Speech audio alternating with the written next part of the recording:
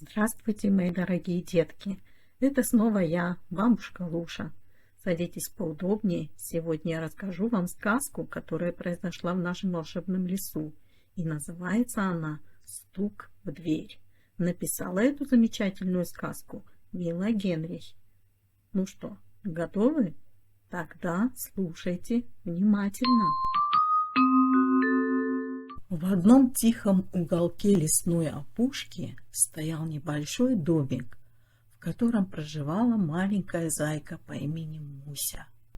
Домик у нее был непростой.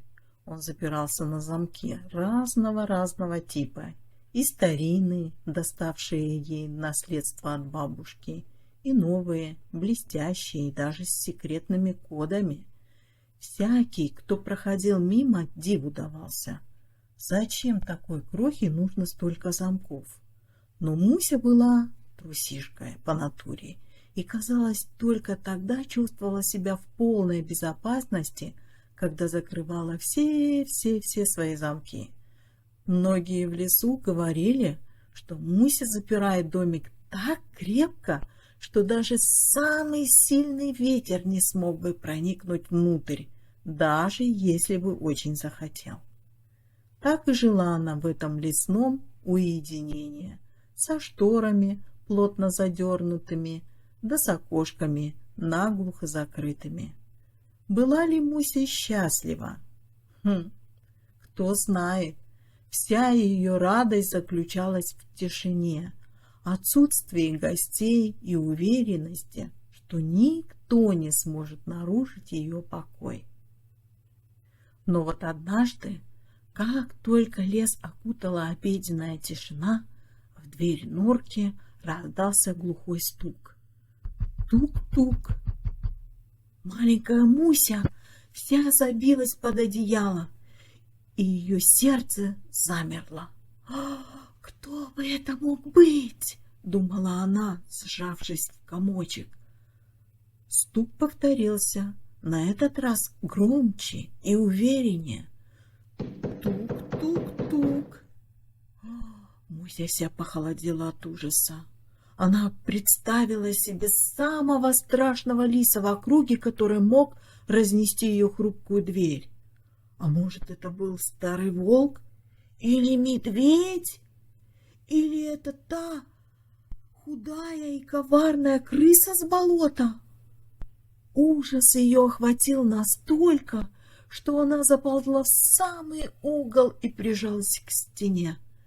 Даже ушки свои зажала лапками, лишь бы не слушать этого стука.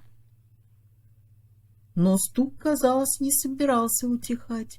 Он снова прогремел над ней, словно гром. Трам-тарарам, тук-тук-тук. Муся поняла, что как бы страшно не было, нужно открыть дверь. Собрав всю свою храбрость, Муся осторожно подползла к двери и дрожащими лапками приоткрыла ее. Как же она удивилась, увидев за дверью свою добрую подружку ежиху Симу. «Сима!» — выдохнула Муся, еще не веря своим глазам. «Это ты так громко стучала?» «Конечно, я», — ответила Сима с улыбкой. «Ты так долго не открывала, что я забеспокоилась. Подумала, не случилось ли чего?»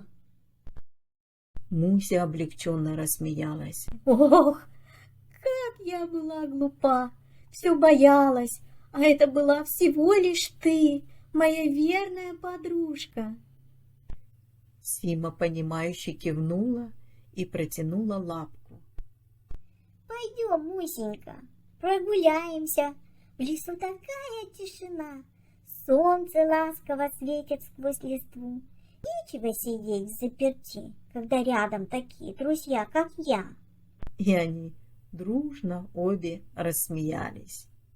Муся, приободрившись, выбралась из своей норки навстречу тихому лесу. Она поняла, что не стоит запираться от всего мира, ведь там ее ждут добрые друзья и множество чудес. Тут и сказки конец, а кто слушал, молодец.